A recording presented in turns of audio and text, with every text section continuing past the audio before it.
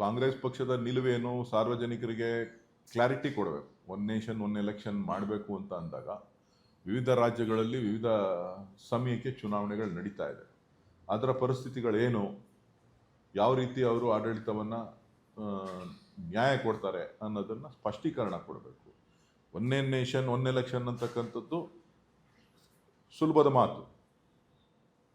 ಪ್ರಜಾಪ್ರಭುತ್ವದಲ್ಲಿ ಆಯ್ಕೆಯಾದಂಥ ಸರ್ಕಾರಗಳು ಏನು ಮಾಡಬೇಕು ಅನ್ನೋದನ್ನು ಅವರು ಸ್ಪಷ್ಟೀಕರಣ ಕೊಡ್ತು ಅಂತ ಅಂದರೆ ಒಂದು ಹಂತಕ್ಕೆ ಬರುತ್ತೆ. ಮುಂದಿನ ವರ್ಷ ನಡೀತಕ್ಕಂಥ ಕೆಲವು ರಾಜ್ಯಗಳ ಚುನಾವಣೆಗಳು ಅದ್ರ ಬಗ್ಗೆ ಯಾವ ದೃಷ್ಟಿಕೋನದಲ್ಲೂ ಕೂಡ ವಿಚಾರ ಆಗಿಲ್ಲ ಅಲ್ಲ, ಅದು ಲಾರ್ಜರ್ ಇಂಟ್ರೆಸ್ಟಲ್ಲಿ ಚರ್ಚೆಗಳಾಗತ್ತೆ.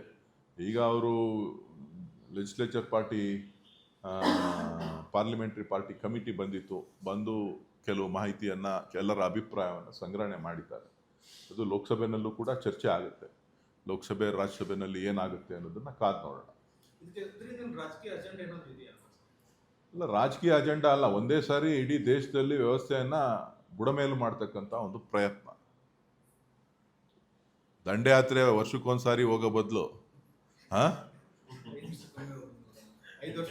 5 ವರ್ಷಕ್ಕೆ ಒಂದೇ ಸಾರಿ ದಂಡಯಾತ್ರೆ ಮಾಡ್ಬಿಟ್ಟು ಎಲ್ಲರನ್ನೂ ಮುಗಿಸ್ಬಿಡೋಣ.